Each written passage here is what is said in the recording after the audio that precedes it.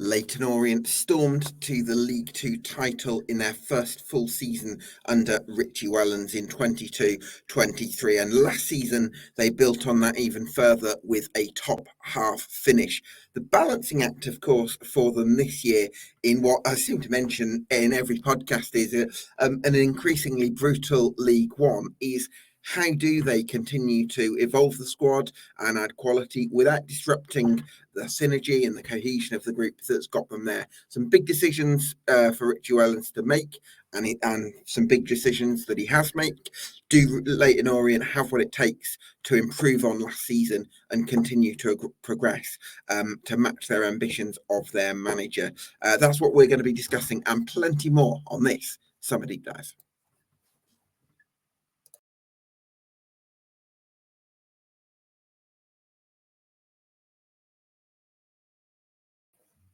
Yes, welcome along to the latest EFL Debate Summer Deep Dive, one of 72 we're doing club by club across the EFL. Already the full set for League Two uploaded to YouTube and to Spotify, a few for League One as well. Get yourself subscribed once you're done with this one, of course. For now, delighted to be joined by Adam Parks from the Lowdown podcast on Leyton Orient. Good afternoon, Adam. Thank you so much for joining me. How did Leyton Orient try and outdo themselves again? It's a bit of a hard question to answer until we've actually seen our entire transfer activity, to be fair. We are missing some components to our squad, people that have left. People like Rob Hunt, who was released, so we're short at fullback, for example. So how do we do it? I think we have to get a lot more quality in, potentially move on a couple of people that are still in the squad to free up some wages, and we definitely need a strike force that scares people. And hopefully, with Jordan Graham coming back from injury and Dan Ajay having a full pre-season, we should be quite solid. Obviously, without Theo, he'll be injured until New Year. So it's interesting this summer. We'll see where we're at. Yeah, absolutely. How are you feeling, Parksy, about I guess where the club is at structurally? Seems to be some good people behind the scenes who have done some good work over the last few years. Are you happy with the direction that's all going in? I have no doubt that the best interests of the football club are in the owners' hearts. I think there may be at times a bit too structured. We might not push ourselves to a level that we could potentially get to, but I'd rather have a football club than go through what we did in 2015, 16 and 17 and see us drop out of the league again. So I cannot say anything bad about the club in terms of Nigel Travis and Kent Teague, and obviously Mark Devlin as CEO. I think they've done an amazing job, and I think we're in a position where we can definitely kick on from it. It's just whether or not it's this season or whether it's going to be in 2 or 3 years' time. Yeah, absolutely. I think Richie Wellens has signed a new 3-year contract, which I think is fantastic news for Leyton Orient, because Richie's clearly a very ambitious manager. He would never strike me as a manager who would sort of, if you like, settle for mid-table. I think he always wants to be striving forward, and I think that's commendable. At the same time, there's got to be a bit of realism in there, right? Because it's going to be a tough league this season. You're right. The 3-year deal was a massive fillip for Orient fans. Some people knew that there was things going on during the summer, and other people thought they knew what was going on during the summer. It just is what it is. But Richie Wellens is an up-and-coming coach, and you've got to look at it as it is. The 3-year deal gives Richie Wellens security. He's talked about moving down south. It gives the club security, because if someone does come in for him, there'll be a pretty substantial compensation package, I'm pretty sure. But I think Richie's learned from his lessons of going to Salford from Swindon, and then obviously the debacle at Doncaster, that he's got a home now where he can build a foundation and a reputation. But that also screams a lot to the players that are at the club. I don't think, if there was any uncertainty around Richie Wellens staying, that Dan Happy would have stayed. and Tom James would have stayed. So it was a bit of a shock to see Raul Sotirio go, but I'm sure we'll talk about that later. Yeah, I'm sure we'll come on to that. I think we'll agree that Richie's going to be a huge asset to Leyton Orient this season with the work that he continues to do. In terms of the squad, we'll start with the goalkeeping position because that's another area that you need to strengthen. You brought in Sam Howes from Wealdstone this time last year. You've also got Rhys Byrne, who I believe has come through the academy. I mean, is there a world where Sam Howes could possibly have a big season and impress enough in pre-season and get a fair wind and end up becoming the number one goalkeeper? No comment. I think it's unfair. I think he was brought in as a number two, a role that I think Rhys Byrne can fill. To be honest, I think Rhys Byrne, in what he's shown in the Pizza Cup trophy, that he's got a good grounding. I think Rhys Byrne will be an excellent goalkeeper, and so I do believe he could be a number two. That's just my hot take on it. But I do believe we need a strong goalkeeper for this season. Do you think Rhys Byrne will get a National League loan then? I don't think they'll loan him out.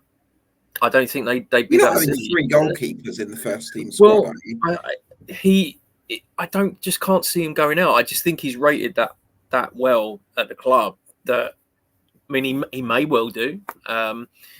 If I was the Orient, I'd probably look at League Two if there was a goalkeeping loan to go out. I genuinely think he's that good. He's played, like I say, he's played in the Johnston Paint Papa John's Trophy, and he played well then. So, I mean, I don't see men's football being his issue. It's just experience. And you could probably say that about Howes as well. He's not played a lot of league football. So, you know, the one thing I do have concerns about is the impact of not having that settled position behind what could be quite a solid back four. The uncertainty that throws out to them will probably cause issues if it's not sorted early. Mm-hmm. Yeah.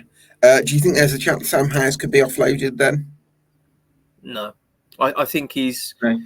I think you've got to look at the structure of the financial side of the squad. You know, I've got a feeling, and I don't have any, amazing exclusives for you, Gab, but I think we may have some players coming in on some decent wedge this year, and some good players coming in. So having a Sam Howes in the squad, I'm pretty sure he's not going to be on $3,000 a week. You know what I mean? So you've got the people like him and Rhys Byrne and Jaden Sweeney that probably aren't on a great deal of money, that will kind of counteract the ones that come in and they're going to be on decent wedge, whether or not they're on loan or whether it's a permanent signing. That certainly makes sense. Well, hopefully Sam or Rhys and Rhys can continue to push the number one goalkeeper, but maybe feels, with three goalkeepers there, probably feels a bit like too many cooks, maybe. But I want to come to you on the right back spot, which was looking a bit threadbare, but you've got Tom James has signed. Now, he played left back more often than right back last season, but you've also got Jaden Sweeney at left back. So are we expecting Tom James to play right back this season and be first choice? Again, until we get the transfer activity done, without standing like a broken record, we've got two fullbacks, haven't we? So, I mean, we've got players that can play on the left, but unless we change our system, potentially not. I think we need a couple of fullbacks. I think it's well recorded that we probably need a couple of fullbacks. If a strong fullback comes in on either side, I would expect Tom James to be the other person.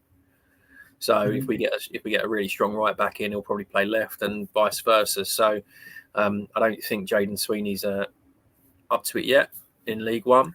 Really? Because I thought when I saw him in League Two, I thought he had lots of talent. And I think he's had some good games in League One, but I think there's that consistency that isn't there yet. I think in League Two, as we found out last year, there, against certain teams, there's a lot more of a clinical side to football in League One than League Two. And if you're looking at the teams that are in League One this year, you're probably looking at a much, much stronger League One than we were in last year. So if you're looking from a defensive point of view, we really need to have a strong midfield and a strong back four. Mm-hmm. And I don't think Jayden has that yet. I also have, he gets his. It seems like, I don't know, but as a fan, it seems like he gets his confidence knocked a bit as well. So, Parksy, could I maybe put the argument forward that as part of Leyton Orient's model, you've actually got to be able to develop a few players, because while you've maybe got a few more quid than maybe the gates might suggest, you're still a club that is going to need to try and sell players on to try and bridge some of that financial gap. And players like Jayden Sweeney are your big talents who you might be able to sell on in a year or two if they have a good season. So is it not worthwhile actually persevering with Jayden Sweeney and seeing if he can develop and make that next step next season after a year to acclimatise to the level? I don't think I'm saying get rid of Jayden Sweeney. I'm not saying he's a starter. And going back to, going to your point about the selling on, I think the model that we may be now undertaking is getting players like Ollie O'Neill and Ethan Galbraith and Jordan Brown into the squad, who are young, and they're the ones that we're developing, as well as our academy products. I mean, as you've probably just seen, Sonny Perkins has signed on loan from Leeds. He was an Orient youth product. So it's, yes, I get your point, but I also think that the way that the Orient are recruiting, they're taking very, very good talent from under 21 teams and under 23 teams that have not made the grade at Premier League level. And the one thing, of course, you want Leyton Orient or your team to do as well as you can for the first half of the season. But when it gets to January, if Ollie O'Neill, Ethan Galbraith and Jordan Brown have had good starts to the season, I don't particularly want to be going out of January without them three. Mm-hmm. Yeah, that certainly makes sense. So we're thinking another couple of fullbacks then, are we? Yep. Yeah, because I think the way you played last season, I think you relied on your fullbacks quite a bit for creativity, sometimes even stepping into midfield. So I think if you can get fullbacks who offer that sort of ball playing ability, but also have the athleticism that I think Richie's spoken about, if you can get those in the fullbacks, then that's obviously going to be a big thing, isn't it? We have got 4 centre backs of decent quality, so there may be a change of system. Again, it may be a plan B, but we've got Brandon Cooper now. We've got Simpson, Happy and Beckles. So only 2 of them can play in a 4. Yeah. So unless one of those is going to play left back, and that's the grand plan, which I'm not particularly a big fan of, there may be calls in going back to your Jayden Sweeney thing. In playing as a left wing back is not a bad thing. How's Dan Happ got on when he's played left of a 3 in the past? Dan Happy was playing out of his skin, when he got injured at Northampton. Wasn't last season, was it? Oh, I can't remember. This maybe the season prior. Yeah, it was the year we went up. Yeah, because Ed Turns was playing left centre back at Northampton last season, so it's probably the year before. Yeah, so he Dan Happy's a class above. I think if Dan Happy had maybe 10% more pace, he would probably be a player that you would say wouldn't be at Leyton Orient. He'd be at least in the Championship.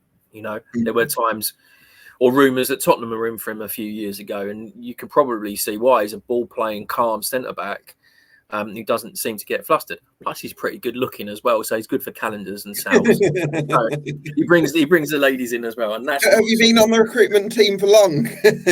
Well, you got. It is what it is, isn't it? You've got to sell calendars. You've got to have some marketing. Absolutely. So centre backs then. So that's an interesting thought that you might sometimes go to three at the back. I think when Richie was at Salford, he played a 3-4-2-1 at one stage. So yeah, that could be an interesting one because that's certainly an area of strength. Brandon Cooper, I've always felt was a very talented defender at Swansea, and I think he's done well out on loan in the past. So are you excited to see what he can do this season?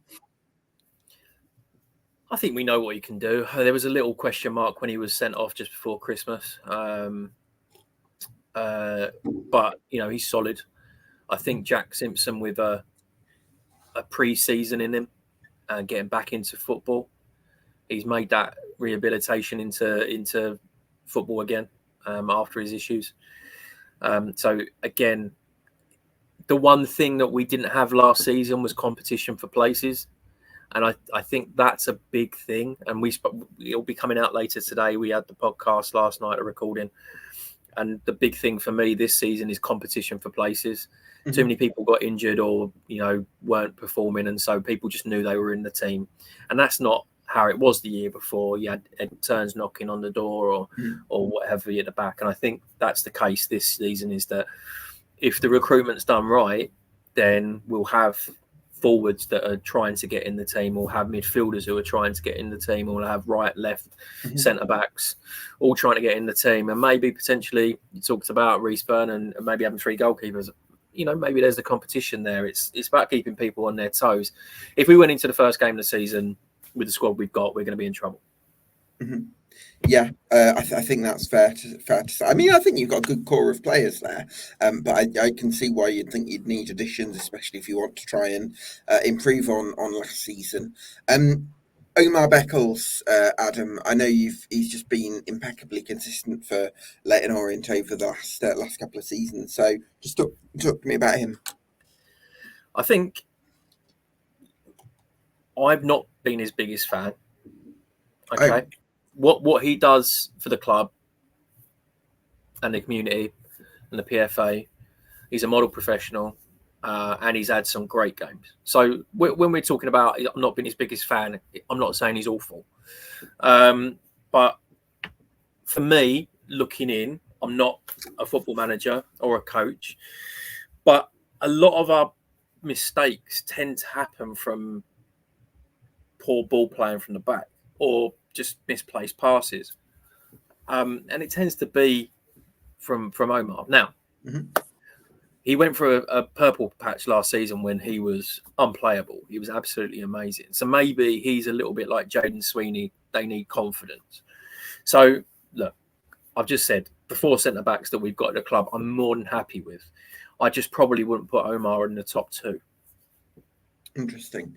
I think what's interesting with Omar Beckles is kind of came through football through the non-league circuit, and I think for a long time he wasn't really taught to play out from the back, and then he worked under David Artell at Crewe, and that made a massive difference to him in terms of his ability to play out, but maybe isn't like a natural defender where some of them that might have been schooled at a Premier League academy and they've all been taught to play out from the back right from when they were really young. So in that sense, I can see why maybe somebody like a Dan Happe might be a bit more confident, or a Brandon Cooper who are a bit more schooled in that area of the game.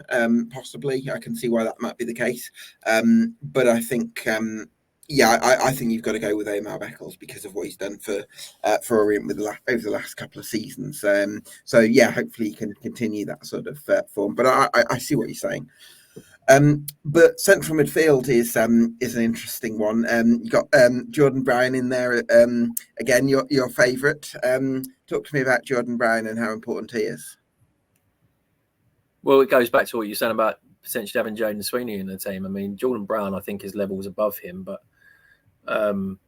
he does numerous jobs across the squad. So when we're talking about fullbacks, he could play right back. I mean, he wouldn't be anywhere near first choice, but he could fill in there. To have that kind of player at that level with the wage budget that we've got as a squad, which, I believe we're probably bottom 8 this year, he's invaluable. He has energy. He has an eye for a pass. He's great in the tackle. Your goal in him. So yeah, I mean, I could say Jordan Brown's the next big thing, and it can be. I mean, like our Vigouroux digs from the 2 years ago was genuine. Like, you know, Lawrence Vigouroux was by far and away the best keeper in League Two, but Jordan Brown for me is just a consistent performer, and he's not average. I think he's above that, but I'd like to think that Jordan Brown is the kind of player that stays at Leyton Orient for 3, 4, 5 years, is solid, performs solidly, becomes a fan favourite, not so much a cult favourite, a fan favourite, because I think he is already. But yeah, I mean, look, it's good to see players that are let go or not thought of highly by their previous clubs come to a club like Leyton Orient and flourish, because they're in a stable, calm, family-orientated community club environment where they're not being told they're the next big thing, that they're being shown the right way, being talked to as humans, as men. Yeah. And that's the Orient way. That's the Richie Wellens way. So he's definitely flourished underneath Richie, and long may it continue. Yeah. Do you know what? We've talked about you possibly playing with a back three, and one thing I actually wonder is because you don't really have an orthodox playmaker in midfield, as we've discussed on previous podcasts, I'm wondering if playing with a back three would actually allow somebody like Brandon Cooper or Dan Happe to actually step into midfield and allow, say, for instance, Ethan Galbraith to go forward as he really likes to, I think, or Max Sanders to go forward. I think that could be a really interesting dynamic. And then you have one of the centre-backs actually sort of being an in-possession midfielder where they're sort of just sitting alongside Jordan Brown. You're really determined to get Omar Beckles in the Orient team, aren't you? Look, listen. Come on, Omar Beckles has done incredible things for Leyton Orient. I'm not disagreeing with you. If I had a back three and you told me to pick it right now, it would be Happy Simpson. And you're joking. You're having Jack Simpson over Omar Beckles? Yeah. Seriously? I just think, look, from what I saw of Jack Simpson last year, Jack Simpson is calm on the ball. He's big. He's quick. Yeah. And to me, I'm not saying that if you put Omar Simpson 4 years ago against Jack Simpson, then we're talking about a different conversation. But we're talking about 2 year, 2 years ago. Look, I tell you what, right? I always remember. No, we're not going to get into. It's not Beckles bashing, right? This is not it. I'm not here to bash Omar Beckles. He's been absolutely amazing, right? And I'm not going to be that person that people look at on the terraces next year and go, he's the one who had to go at Omar Beckles. Look, I'm just saying it. My personal opinion would be, if we played a 3, Omar Beckles would be 4th. If we play a 2, it would be Happy and probably Simpson. Really, Simpson over Cooper? You'd have Simpson over Cooper, would you? I think, and this is why I haven't, I don't think we've got the fullbacks. I think maybe potentially Cooper is going to be as a backup left back, so who knows? I mean, look. What I would say though, I know this is just all about opinions, right? This is kind of part of the fun of it, I suppose. Nothing, but I think if we look at, they're not too far apart in ages. I think Beckles might be a few years older, but if we look at what Omar Beckles has achieved in the EFL versus what Jack Simpson has achieved, I just think there's no comparison. Beckles has got into the team of the year in League One with Shrewsbury Town playing left back out of position. I mean, what sort of a mindset does it take to take on a new position and do that so successfully, and then take on a new style and do that successfully? And yes, he's had a few mistakes because he's not sort of been sort of schooled in a kind of a sort of particularly footballing way right from his younger years. So naturally, he's not going to be the natural ball-playing defender to the greatest capability or to the same capability as Cooper or Happe. But for me, I think if you look at what he's achieved in his career and the growth mentality that he's shown to embrace all sorts of challenges that have come his way, I would be having Omar Beckles right in my team if I was building a side to try and finish in the top half. I'm gonna say this now. I will never be a politician because you will have an emotional and honest response from me. But I also recognise that you are essentially doing a journalistic piece right now, and I'm not going to be put in that group who says that Omar Beckles is a bad footballer. I'm just going to say that he was in the League One Team of the Year 6 years ago. That's, he's 33 in October. I'm not saying he's old. I'm not saying he's past it. I'm not saying that he's not part of a squad. I'm not saying he's not a leader. I'm not saying he's a good footballer. I'm just saying my personal opinion is that when watching a game of football, and I go back to a game that I saw a few years ago, I think it may have been when he just signed, everyone got on Dan Happy's case because Dan Happy kept making mistakes. But if you look at the game again, it was Omar Beckles getting out of a lot of problems that he was causing as well. I'm just saying, that's my opinion. Okay. I respect your opinion. So please don't get me vilified by the Omar Beckles. I'd like to go Orient fans without having a face mask and a hoodie. At Park C 1881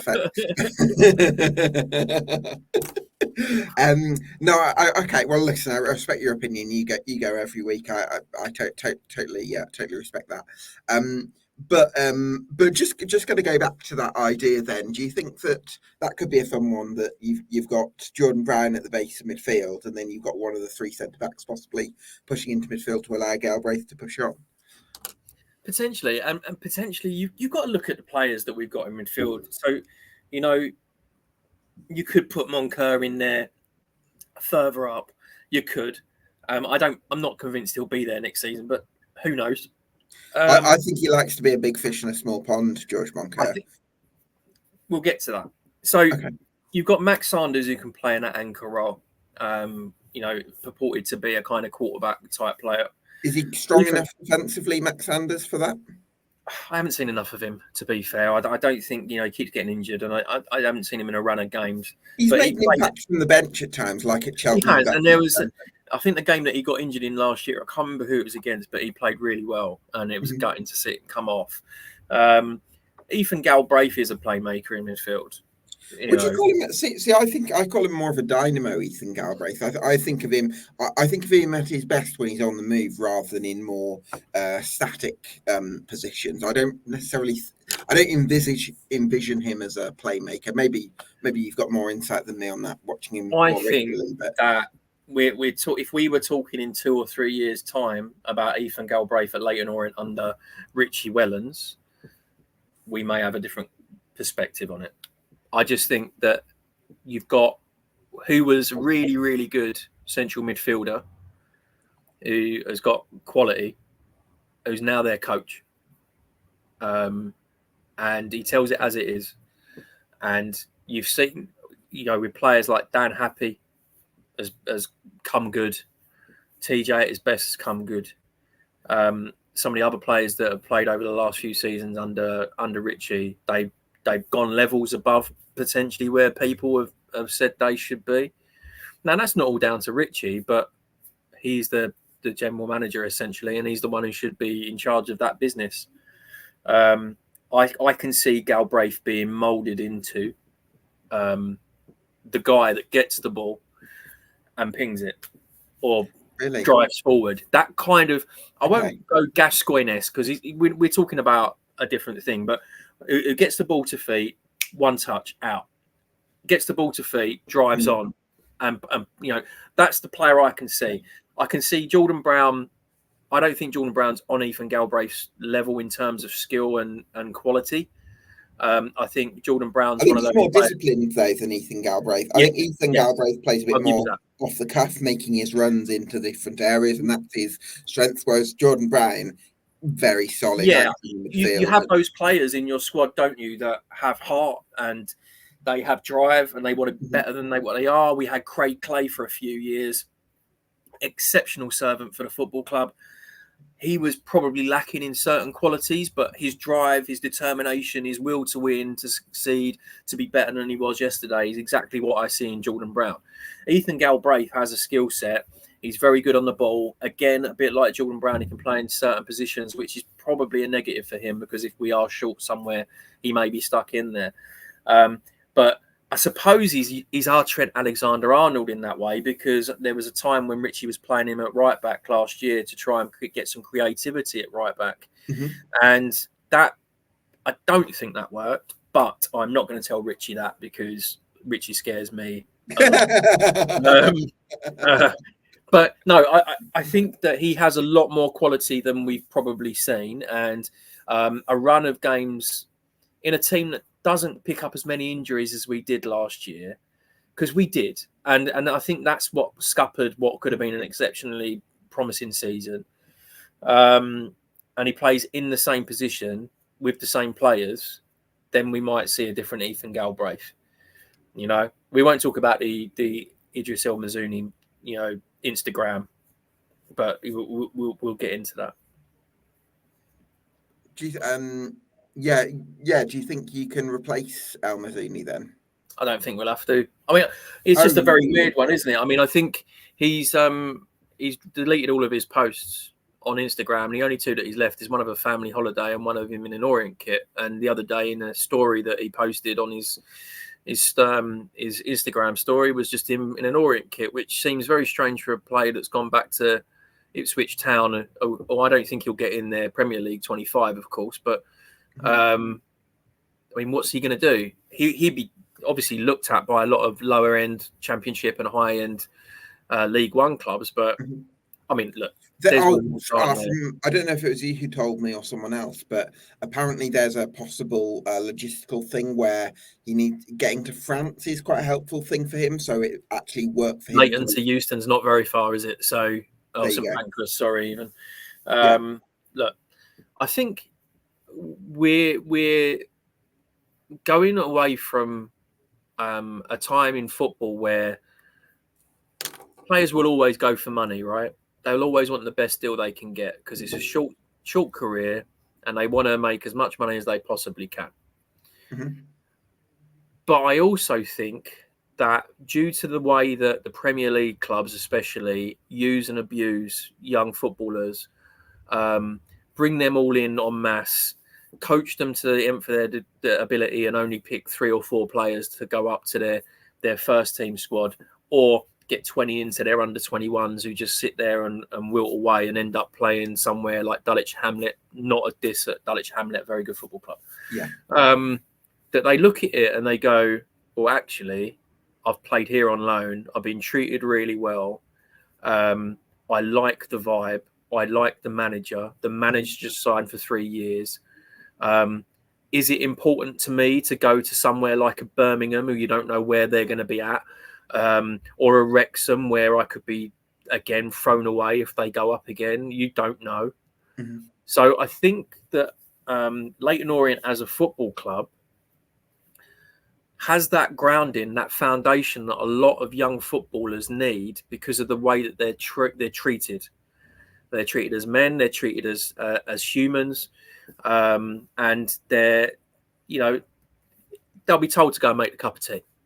You know, they're not going to be getting their boots cleaned by a 16-year-old or a 35 or 50-year-old man in a Premier League club.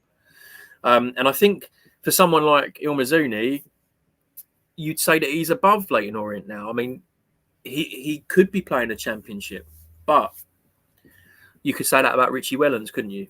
There are places people come to in life, and we've all found that ourselves, whether it be work or in relationships or where we live, that just feels right.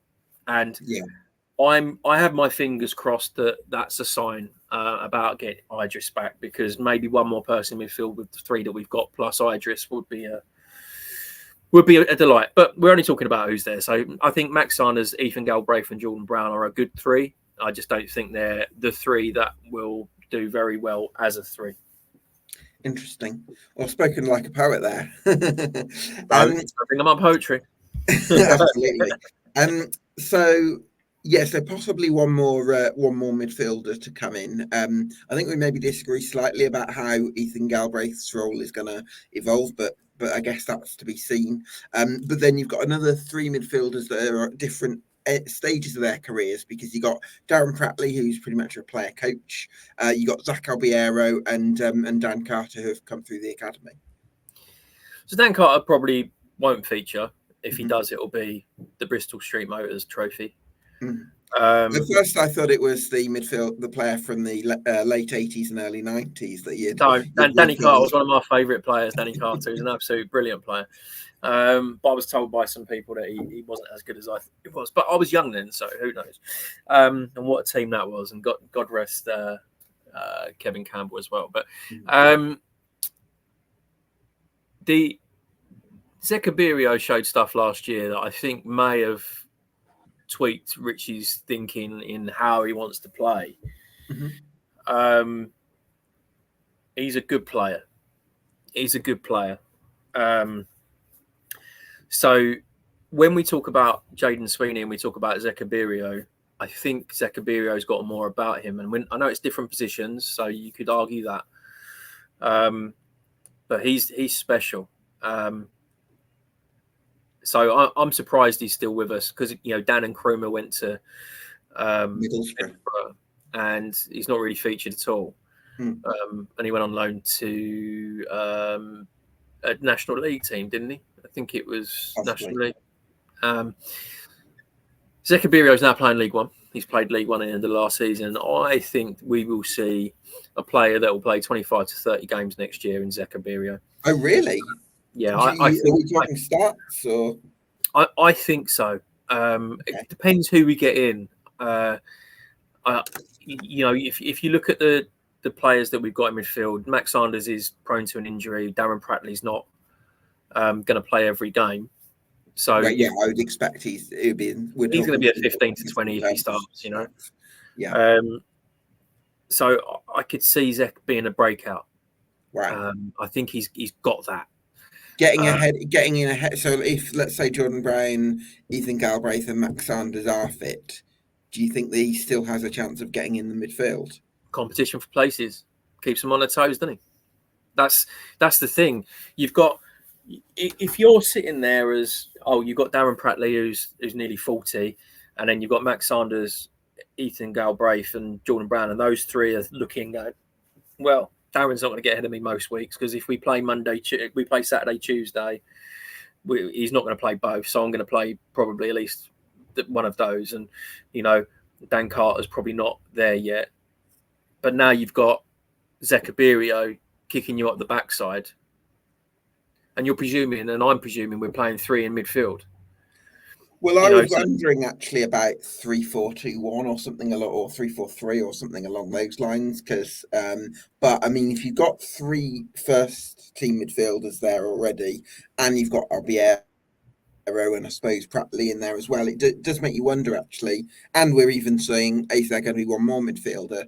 So it does make me wonder actually, is it going to be a three-man midfield? Are you going to play 4-3-3 or some variation of that, maybe 4-2-3-1 with someone in the 10 or? Not sure.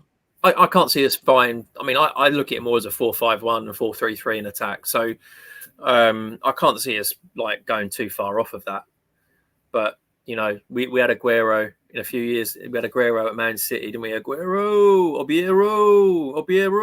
I can see it. Last day of the season, we need to get. We know, but no, I think there's probably a lot more flexibility in the squad that we've got now. How we can play. Does Abirio get in ahead in a two-man midfield? Probably not. But let's be wrong. I think he's got all the attributes. He's got the strength. He's got the speed. He's got the bite. He's got an eye for a pass. So let's see how he gets on. I think he might be one of those players that you look at this year during the season and think to yourself, I might talk about him a bit. Interesting. Okay. Well, very exciting to hear that. So, I mean, if we're saying, should we say 4-3-3 for the purposes of this for now? You got Jordan Graham coming back fit on the right wing. I personally think if you're playing 4-3-3 with a flat three-man midfield, I don't know if Jordan Graham quite cuts the mustard, because I think he's a bit predictable in terms of, what he's going to try and do. He's going to try and hit the flank and get a cross in. Sometimes off the bench that can be really helpful, and maybe in a 4-2-3-1 where you've got a really goal-oriented number 10 and maybe a left winger who can try and get in, that can work. However, I think in a 4-3-3 where you need your wide forwards to try and contribute goal-scoring wise, I don't think Jordan Graham's going to do that. So, and the only other lad you got is Pelgrim, I think, who's another one who's come through academy. So, for me, you need another right-sided forward. I haven't seen anything sexier than Jordan Graham in a workout vest kicking a football, because if Jordan Graham hadn't have got injured when he did last year, we might be talking about next week or whenever you're doing the championship. No chance. What, Jordan Graham saying fit? Jordan Graham would have about 15 assists last year, and he may be a one-trick pony in that regard, but he created chance after chance after chance after chance. And the only thing that would probably turn around and say, "Well, Adam, you're talking crap." Look, I reckon we would have got in the playoffs with Jordan Graham fit. Oh no, I'm not having that.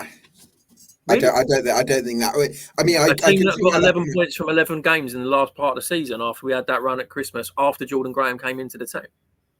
I mean, I just think that the players that we had, if Jordan Graham had played with Dan Ajay, we would have been a different kettle of fish for teams to play against, and we weren't. And too many times we had one prong in a trident, and that's the problem. You play three up top. Jordan Graham can beat that person that goes to drop his shoulder and get the ball in, but we didn't really have a player last year that could do anything with it. But he still creates chances.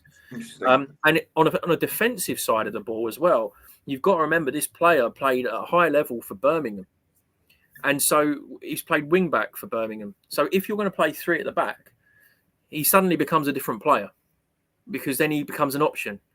So I think Jordan Graham is one of the best crossers of the football that I've seen at Leyton Orient.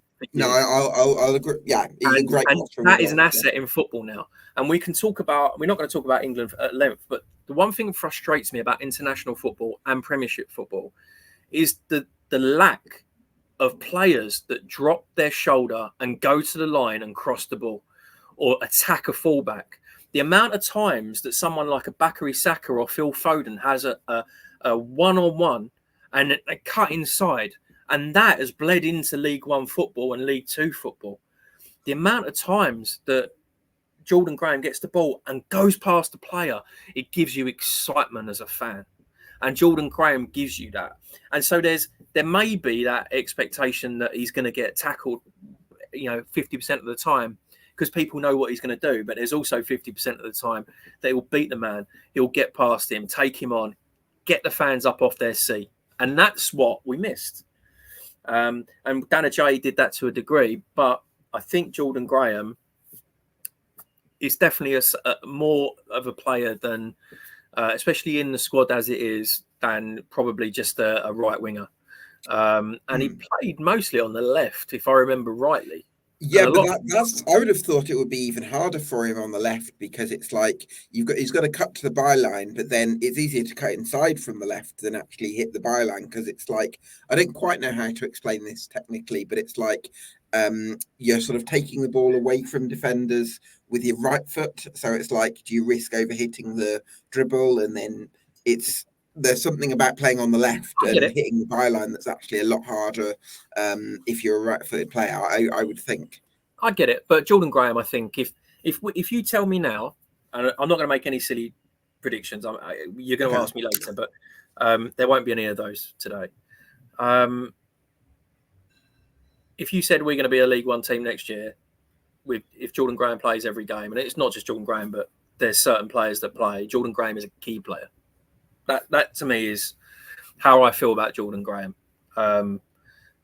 We need to score more goals this year, and Jordan Graham when he started and when he played, we scored more goals. So he's a creative player. He's not a maverick like a Jay, but he's a player that I really like. I rate. And you know what, he says the right things, and he's driven, and he just wants to be fit, and he wants to play football. And you know, you see a lot of players get injured nowadays, and they don't say anything on Twitter or any of the social media. But he's watching every game. He's watching every game that the Orient are playing, and he's commenting on every game, and that's a good teammate as well. And so that's someone who just wants to play football. He wants to be involved. He wants to be part of a collective. And as well as him as a footballer, I'll have him all day long. You know, there are players that have left that probably think they're better than what the Orient are. Good luck to them. But Jordan Graham wants to play for Leyton Orient, and I will have that every day of the week. Okay. Well, I'm not sure. I feel. I understand it probably seems a bit silly to disagree with someone who watches every week, and I really respect and appreciate your insight, and I do see the value in the quality of Jordan Graham's deliveries. At the same time, I do have my own independent perspective on this. I don't necessarily rate him as highly as you do, because I just have this feeling that that you need unpredictability in players, and that's my slight sort of question mark over Jordan Graham. Let's talk about George Moncur, though, Parksy. Where do you think his short-term future lies? It's very hard talking about footballers because they're essentially doing a job, right? They're doing their job. And we wouldn't like it if someone talked about us and doing our job where we should be, you know? Yeah. And yet we do it as football fans. Yeah. But George Moncur probably needs to move on. And going back to your comment about being a big fish in a little pond, he came down to League Two from the Championship. He's probably one of our top earners because of that. And when you're talking about maybe someone who's on, let's just call it $5,000 a week, for $5,000 a week and not having that wage on our bill, we could probably get two players on decent wage from League Two. Yeah. Right. And that's what I look at with George Moncur. He has moments of brilliance. He's good on the ball. It's very rare that he gets the ball taken off of him, even though that was happening at the end of the last season. He doesn't score as many goals as he should. Take away the penalties, he should score more. I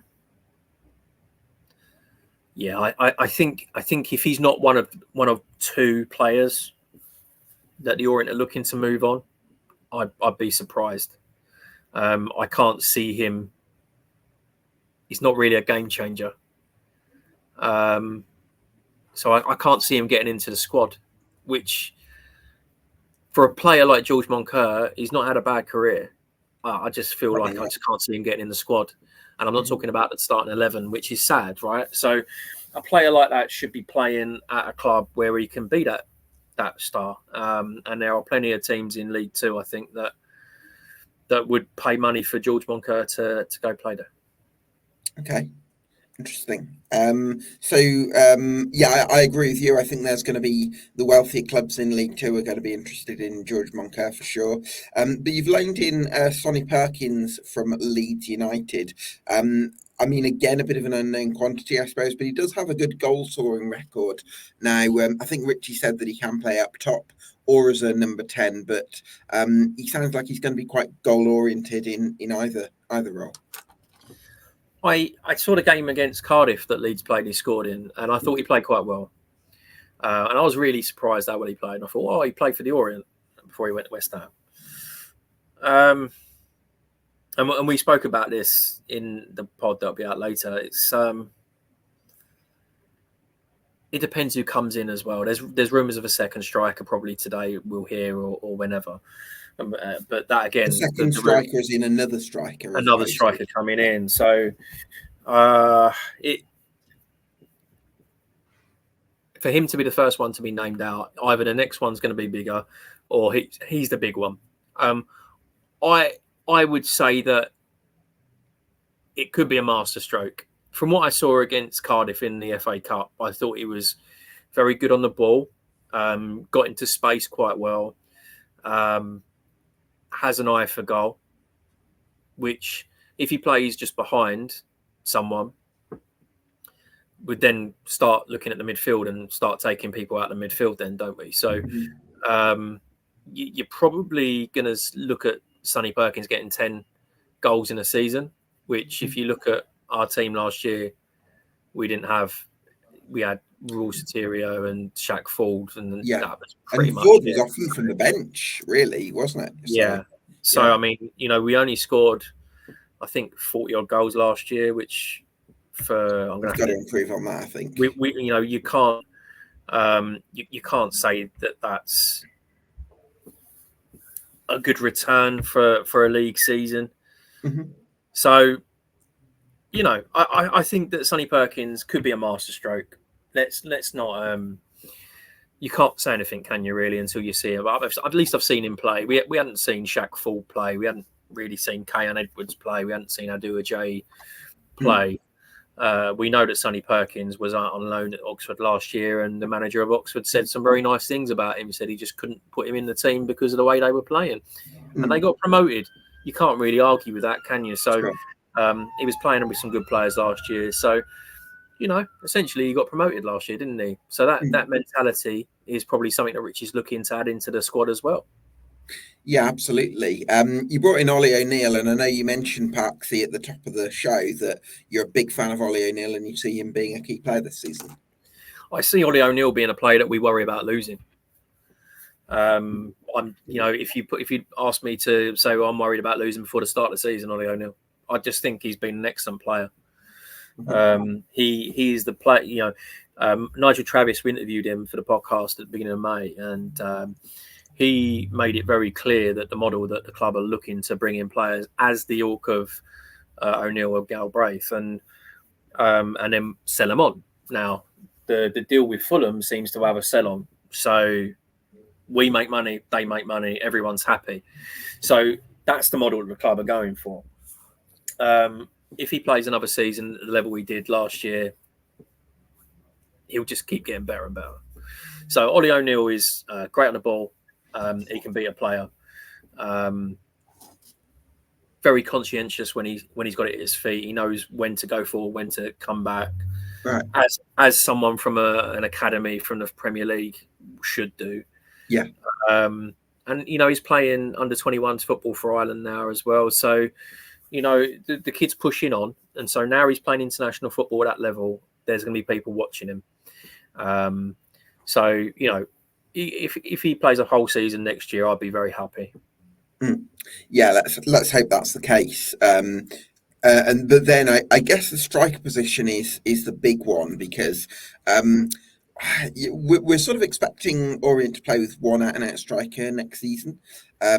Now, I'm looking at it. You've got Dan Ajay already there, who, again, if you can have a good pre-season, that could help. You've got Joe Pigott there, who has scored goals at this level before with Wimbledon, albeit that was a few years ago now. And you have got Sonny Perkins, who can play up top. Now, is there the risk that bringing in another centre forward would actually mean you've got too much competition? And I don't know, just is there a possibility Jay or Pigott gets offloaded? Because four players who could play up top. There would be a riot in E10 if Dan Ajay got offloaded. No, but this is what I'm wondering. I mean, so we're he'll sort play of out saying wide. He'll play out wide. Ajay can play right, okay. Yeah. So with Theo Archibald, he can play out wide over Jordan Graham. No. I think you'll find we've got actually up front we're a bit like England. How are we going to play with the players we got up front? Forget about a striker for now. Okay, you've got Ollie O'Neill, who I think can probably play in that 10. All right, you've got Jordan Graham, you've got Dan Ajay, who could probably play out wide, but Dan Ajay could play in that 10. Dan Ajay could play at the top.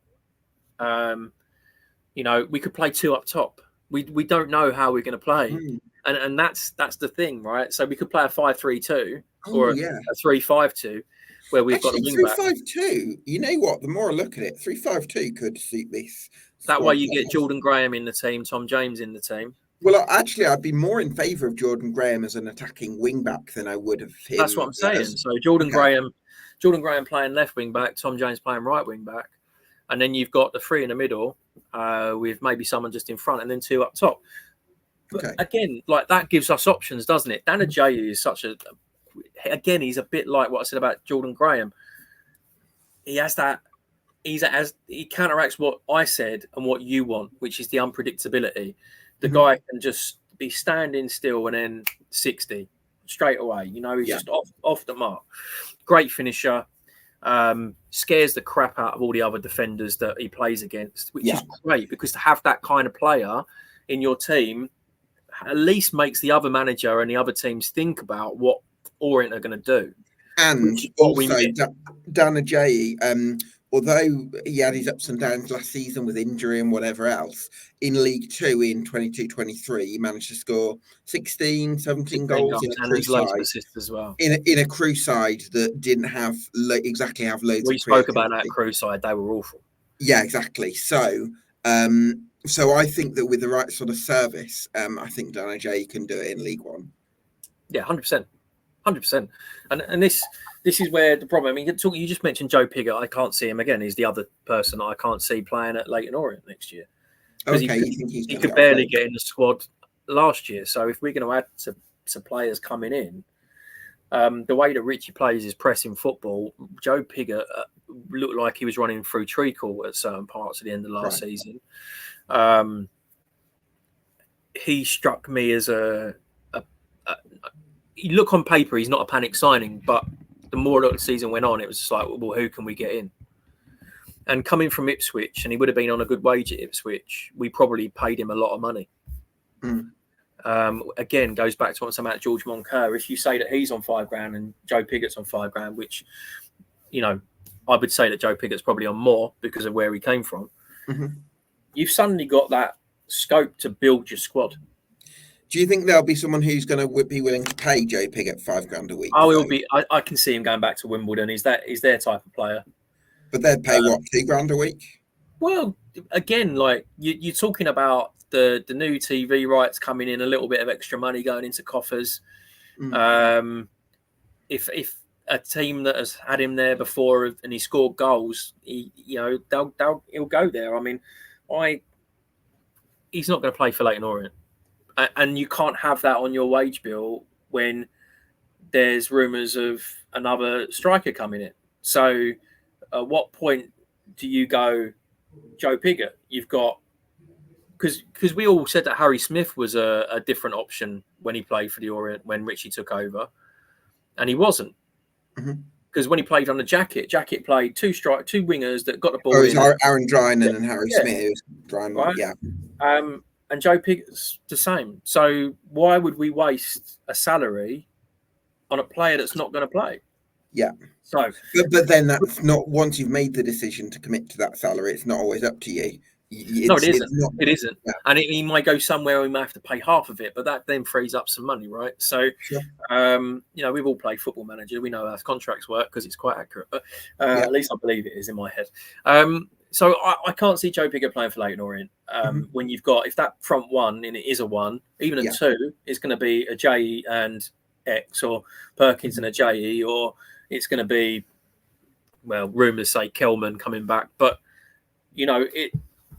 that won't set the world alight. But again, when you've got a game plan that is pressing football, Joe Pigott and Harry Smith are not the ones that are going to be able to do that. So again, I think recruitment in this position is key.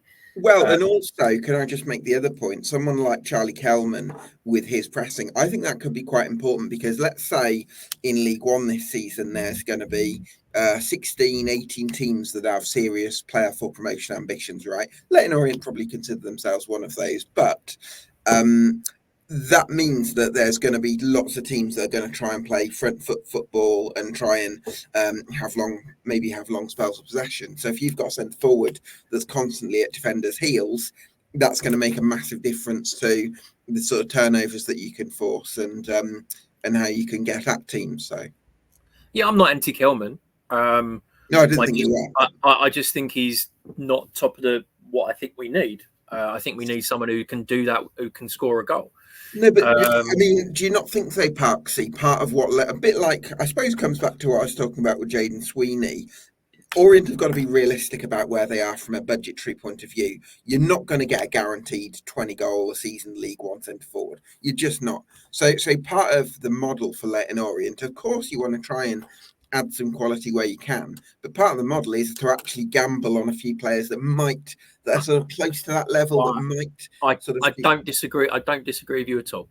And potentially, I would say that if it is Kelman coming in, it may be a case that there is a big or two big players coming in, because that would be where the wages go, right? You know, you get rid of Monker and Pigott in the nicest possible way, and then suddenly it frees up money. And again, Kelman's from QPR, he's probably on an okay wage there. But yeah, I mean, I'm not anti-Kelman. I'm just looking at the Orient fan base and what they've said in the past, and it's not really a Perkins-Kelman duo of strikers that come in, regardless of what Richie thinks of them, isn't what the fan base as a whole will probably welcome as much. But I'm not anti-Kelman, because there's a system and it worked when we got promoted. And if you ask Orient fans, would they prefer Kelman or Sotirio? Most would probably say Sotirio. I was going to ask you about Real Sotirio, actually, because there's games last season where there were definitely certain times where he was absolutely running his backside off, and you could tell that he was really putting the effort in. But then there were also moments as well where I thought there were certain balls that I felt like he could have run for, or there's something sort of moments where he's a bit more languid as well. So I don't really know where I am with Sotirio in terms of work ethic and that side of things. I'd be really interested to hear your thoughts and how you felt about him. Where do we start with Starboy?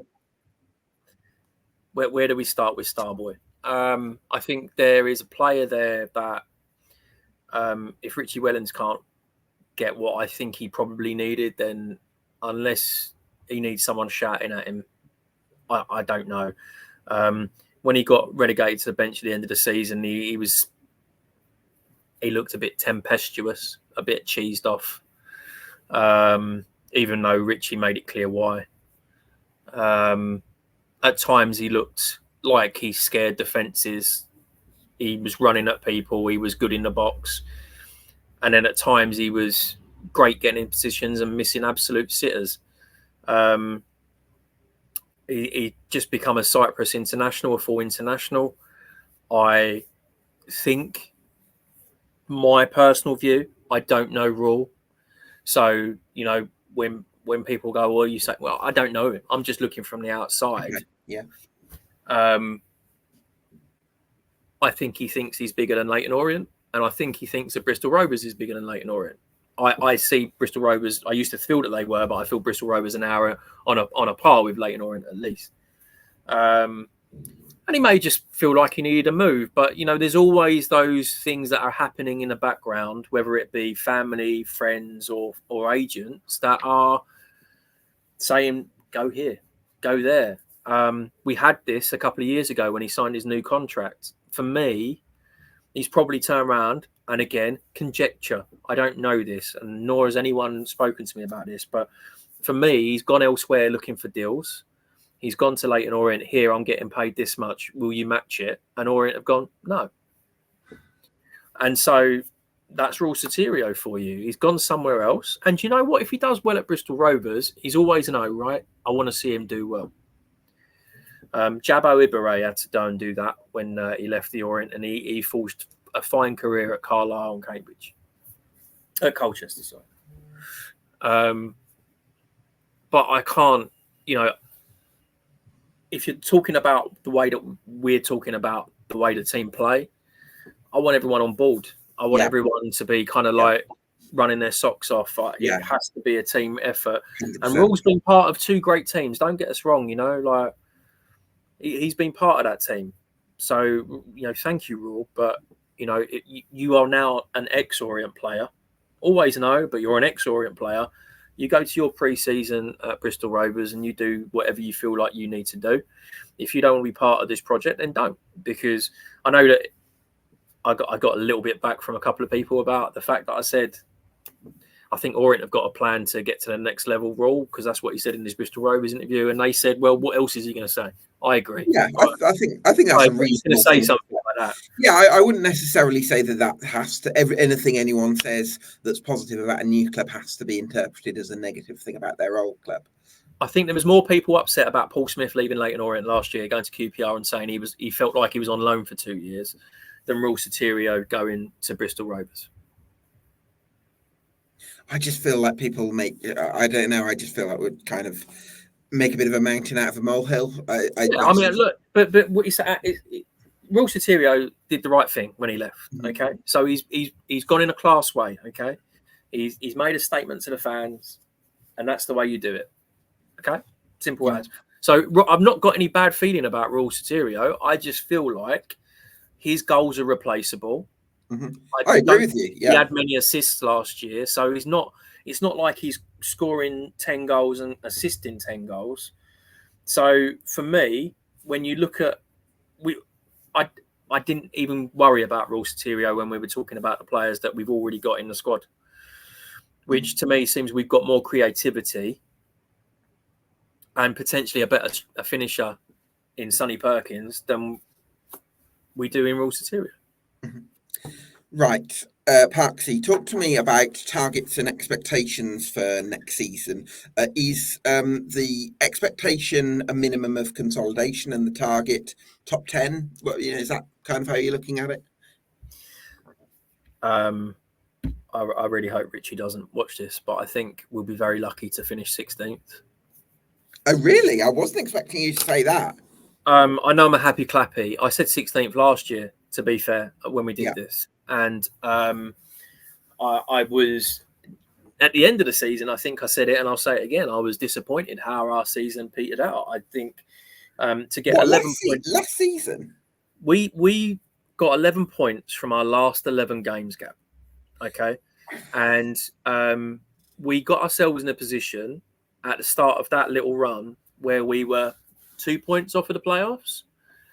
And some of the games that we lost at the end of last season from winning positions or drew from winning positions, one of them wins was Shrewsbury last game of the season. It was a free hit. If we'd have got 2 points a game in those 11 games, it's easy to say, but if we'd have got 2 points a game, we would have been in the playoffs. Seriously, 2 points a game for a newly promoted side. But we were hitting that, Gab. That's the thing. We went through a stage in the season when we were well over 2. But sometimes managers can't always control which parts of the season the better form comes and which parts of the season. Again, we had lots of injuries last year, so I'm tempering what I'm saying with that. I think we were in a worse division last year. We had a division that there was an opportunity potentially where our recruitment didn't work, and I guess that budgeting comes into that. But when you're seeing teams like Charlton and Portsmouth, Derby, Bolton all recruiting well in January, players that we weren't ever going to get our hands on because we don't have the budget for. But other clubs getting good players as well that were down at, in the bottom end of the table. And we're getting 2 kids who barely played from Arsenal and Bournemouth to solve our striker problem. I'm very happy with how last season went. There were some very high points. We've got some good players that have got great experience from last season. Richie kind of knows where he's at now. We've now got Richie for 3 years via contract. Probably not, because I'm sure some big club will sack someone and it'll come to that point. But he goes with blessing when he does, because he's an exceptional manager and he deserves to get as high as he can in the pyramid. But yeah, I think we were better than 11th last year. But then that's kind of a credit. That's a credit to you that you finished 11th and didn't look out of place finishing 11th. I say we had a good season. I said we would go 16th last year. I thought that would have been good. Yeah. I think in the end, I was disappointed we didn't get above Stevenage. I kind of egg on my face on that one. But when you look at the teams that are in the league this year, and then suddenly you kind of, we were talking about it on the podcast last night, and just looking at the first 5 fixtures that we've got Bolton at home, Charlton, who are going to be an exceptional team this year under Nathan Jones, the way they ended last season because they were going down. Birmingham, the only way that we get a result there, in my opinion, is that they're going to still be gelling as a team because they're going to lose a lot of players. Shrewsbury away is the one we're probably looking at going, we're going to get some points there. And then Peterborough at home. But then we got Reading, Stockport and Wrexham. And then you're like, wow, okay. That as a start, Reading have massive financial issues as well. But again, they've got a manager that has started gelling a squad together that when we played them later in the season, they were a good team, and they didn't have any points deducted this year. Wigan are also going to be a good team.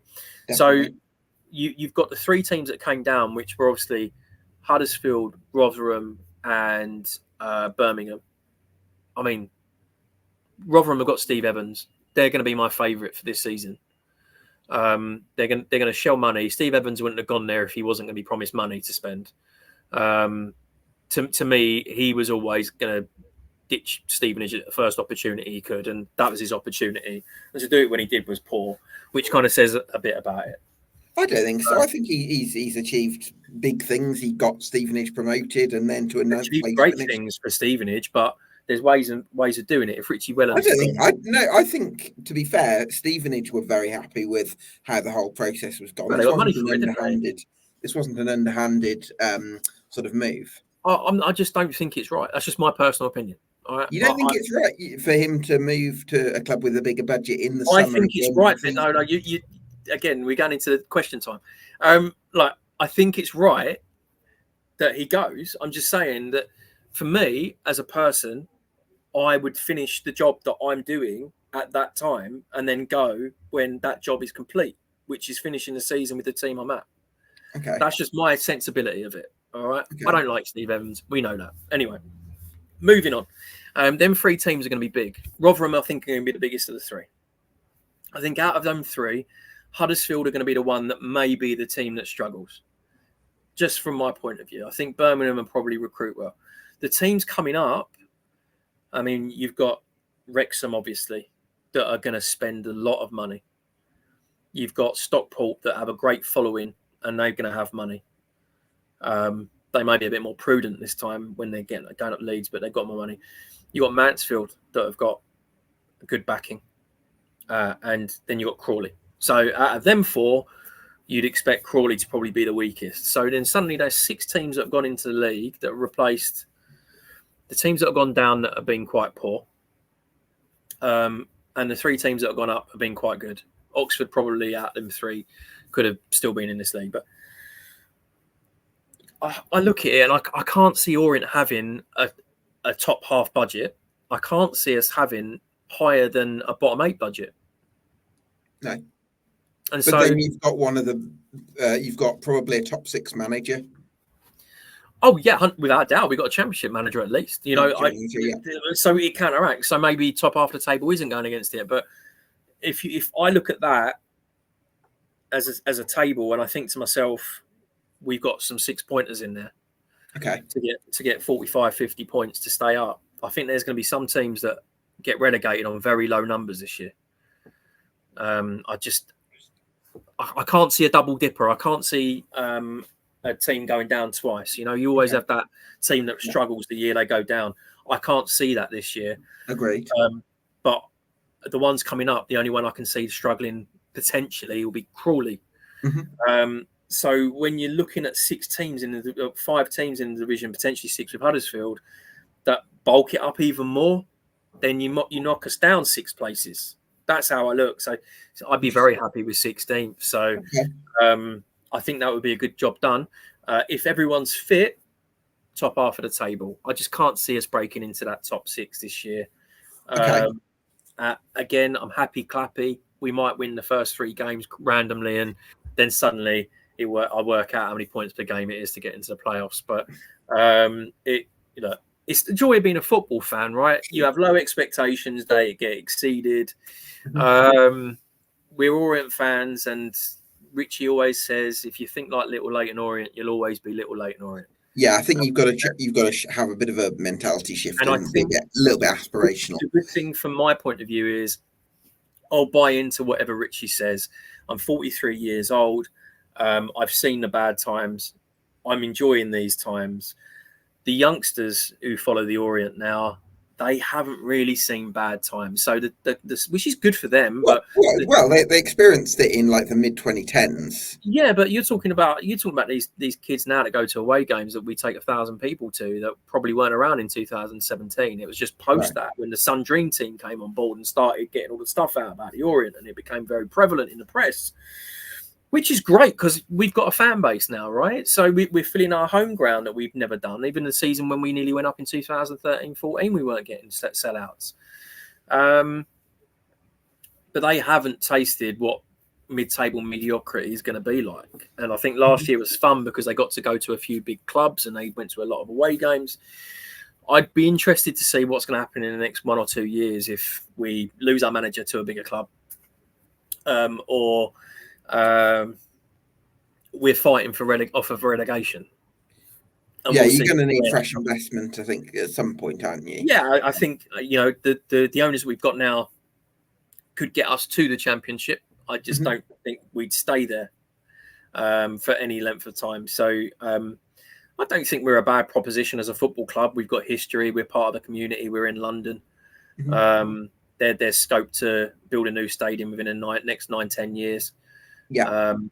I think there's a proposition there for someone with the right intentions to invest heavily in Leyton Orient and maybe push us up the chain. But we've seen other clubs get up there, haven't we, that probably wouldn't get up there, like a Luton, and Bournemouth are still up there. You know, they had the right benefactor. Obviously, they had a lot of money behind them, but they're not getting many more people in their ground than what we do. So,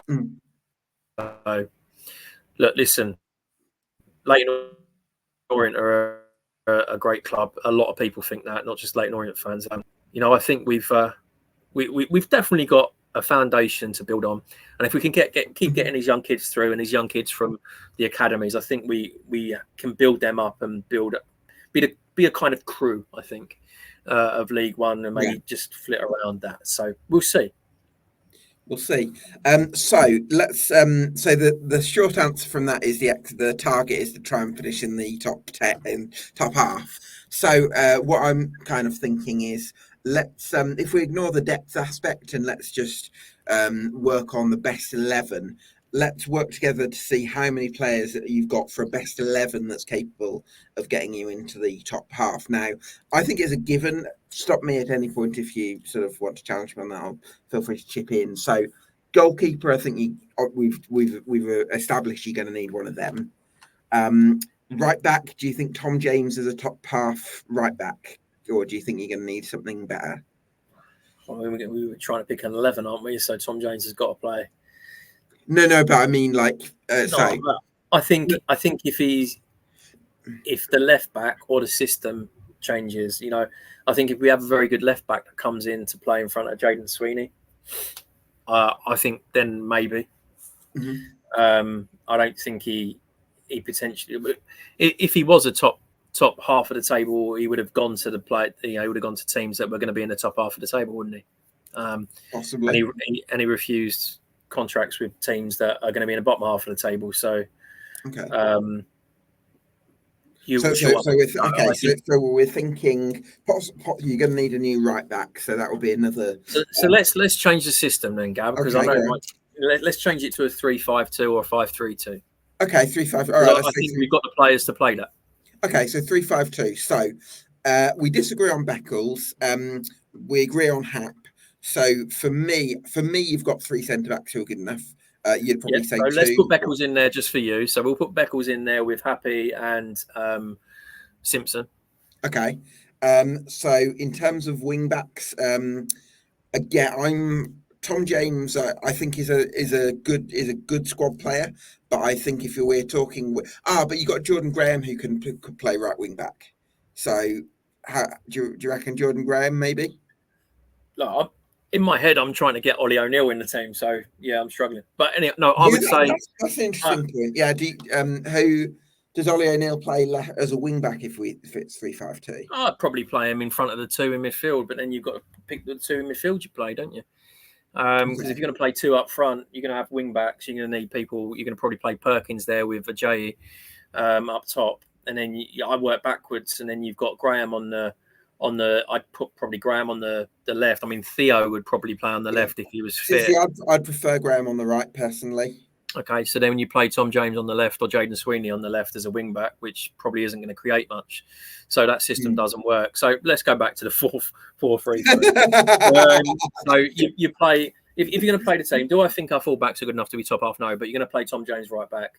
Okay, but that's kind of what I'm thinking. So yeah, I'm not going to be Beckles in that. So my thinking is who's already there that's capable of getting you into that top half for a best 11. So I think for me, I think Beckles and Happ are good enough. So I would say 2 from the goalkeeper and defence right now that you've got. Now, if we're thinking 4-3-3, I think I'm going to go with you on Brown because you went with me on Beckles. So I think for the role that he plays, I think Galbraith's good enough. So that's 4. And then I suppose there'd be a question mark, I guess, over the third midfielder, whether we think Max Sanders is quite gonna cut the mustard. And again, whether or not Sonny Perkins plays in that 10. Yeah, or Ollie O'Neill. Or no, Ollie, if it's 4-3-3, Ollie O'Neill player. And Ajayi. Because again, we don't know who we're bringing in. So okay. So we've got 4 right now. So maybe we're thinking Sonny Perkins might play as the number 10. But I'm not sure. We can't sort of predict accurately because he doesn't have much in the way of senior experience. So he's one of those that could go either way. So right now we're kind of at 4, I would say. And then you'd probably, I think 4-2-3-1. I'd maybe compromise with you on Jordan Graham on the right. I think if it was 4-3-3, I'd probably want a bit more of an inside forward. But for a 4-2-3-1 with a number 10 who likes to score goals, then I can see how Jordan Graham would make it. I definitely think Ollie O'Neill's good enough, and I personally think Dan Ajayi's good enough. So I think we're at about 7 there that you've got right now that are good enough for a top half side. I think we've got 7 solid starters. I think we've got then 5 or 6 players that are in the squad that could fill in or come to the fore this year. So in terms of starting space, 12, 13 players that could potentially get in the team. I do think we need, I don't think mass recruitment's the right word, but I do think we need solid recruitment. We fell short last year from potentially where Richie thought we could go because of depth. Mm-hmm. And he said that numerous times, depth was the issue. So a few loans in, a few permanents in. I think if, for example, Ilmazuni does come back, then that throws out another thing, doesn't it? So yeah, it's I think we'll do well for what we've got at the moment. We may have a chat in a few weeks' time, and we've signed 4 or 5 players who are championship level or youngsters from Premier League clubs or players that have done it and seen it. Mm-hmm. I'd like to go back to the days where we'd get a player who comes from a Premier League club that wants to play out his career, like Glenn Cockrell did in the mid-90s, or the kind of striker I think Leyton Orient need is a Shane Long type, but we know we're not going to get Shane Long, but that's the kind of player. I don't know. I also think we can sometimes overrate those sorts of signings where we think he's going to be great because of what he did 5 years ago. And actually, James Scowcroft. We could talk about James Scowcroft every day of the week. My! Plays alongside Marcus Stewart, didn't he? James Scowcroft was a great player everywhere apart from Leyton Orient. Oh, right. Jamie Curtin, a player that scored goals at every level, at every club he was at. He scored 1 for the Orient. We have this ability to deaden these players. Gary Taylor Fletcher, we signed from Northwich Victoria, I believe, and he couldn't get a game. and we paid money for him, and then he goes everywhere else, and he's starring in the Premier But League. I also think if you want to play a pressing game with a really vibrant, exciting team, I just think kind of going for the sort of the names or the 35-year-olds that used to play in the Premier League, or the 35, those are the Championship last season. I don't know if those sorts of signings But quite. if you look at our squad, Gab, they're very young, and you can say that Darren Pratley and Omar Beckles are players that are experienced, and you could say that Dan Happy is an experienced player, and you could say that Jordan Graham's an experienced player. But if you look throughout the squad, I think they're just very young, and I think we've got quite a good balance, actually, to be honest. I mean, I look at it. You got somebody like Ethan Galbraith's been in the league for a few seasons now. He's still a young player, but he's got some Football League experience. Dana Jay's similar. He's been in the league for in Football League for 7 years now. So I don't know. I think you've got quite a nice balance there, to be honest. And I think going for young players actually works for you. I think maybe one or two more, because I can't see Pratley being too influential on the football side. Agreed. Yeah. So I think one or two more players in the squad, because you're going to have to replace Moncur and Piggott, I think, who are the other experienced players. Sure. So I'm looking at it. What I've got down here is I think you're going to need a first choice goalkeeper. I think you're going to maybe need two fullbacks. I think Richie's spoken about that as well. I'm thinking a winger who could play on either side, a bit like Theo Archibald, maybe, just to give you that bit of depth. Well, we should get him back by hopefully he signs. Sorry to interrupt. Hopefully Theo has got a contract in place, because obviously his contract went out throughout the summer, and he's injured. So hopefully he'll be back, and we'll sign him, and he'll be back in January. After his issue. So hopefully he'll be a January transfer window signing. Yeah, that'll make a difference. But for now, maybe someone who can play on either side. And then possibly a centre forward, especially if Piggott goes. And El Mazzuni if he becomes available, although I don't think a midfield is a priority. But El Mazzuni if he becomes available, you're not going to turn him down, are you? So no, I don't think we're in a bad spot. I'd like a couple of players in that are going to enthuse the fan base, not break the bank, but at the same time probably take us to at least the same level last year. Fingers crossed we don't get injuries this year as badly as we did last year, because last year was a joke. So yeah, I mean, look, we've got a great club, great owners, great manager, great academy. There's a lot of clubs out there who are not got that, and they're going to do a lot worse than Leyton Orient next year. Yeah, for sure.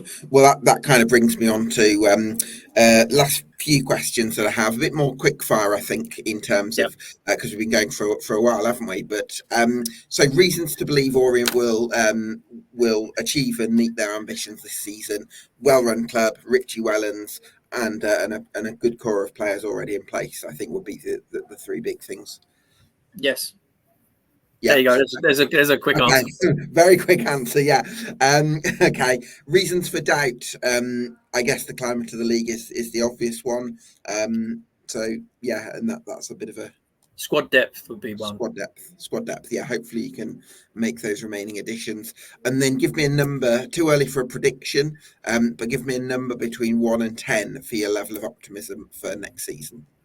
I'm always optimistic. 10. Are you? I'm happy. You always seem you had a go at me earlier for thinking we should have done better. So I mean, all right, look, listen.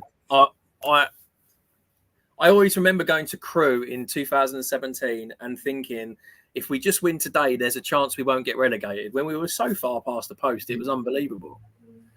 So that's the kind of Orient supporter I am. Okay. That's the kind of England supporter I am. I thought England could win the T20 at 8 wickets down last night. Look, listen, I like to believe that fairy tales happen.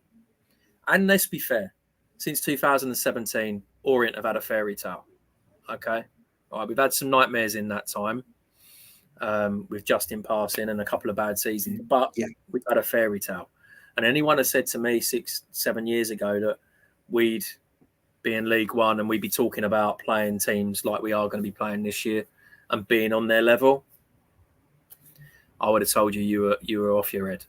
but we're there, and we're there on merit, and we've got a good base to go from. And I think that no matter what happens, as long as we give every football club that we play a game this year and let them know that they've been in a game, I'll be happy. Well, there you go. Listen, it's been so great to talk to you, Adam. Thank you so much for your time and insight. I really do appreciate it, even if we haven't always agreed on everything. That's football, Gab. That's football. That's why we love it, isn't it? Thank you so much. Keep up the great work with the Lowdown podcast. Everyone, make sure they go and subscribe. Subscribe to EFL Debate on YouTube and on Spotify. Drop us a review if you like, if you've enjoyed this podcast, and we'll see you again very soon.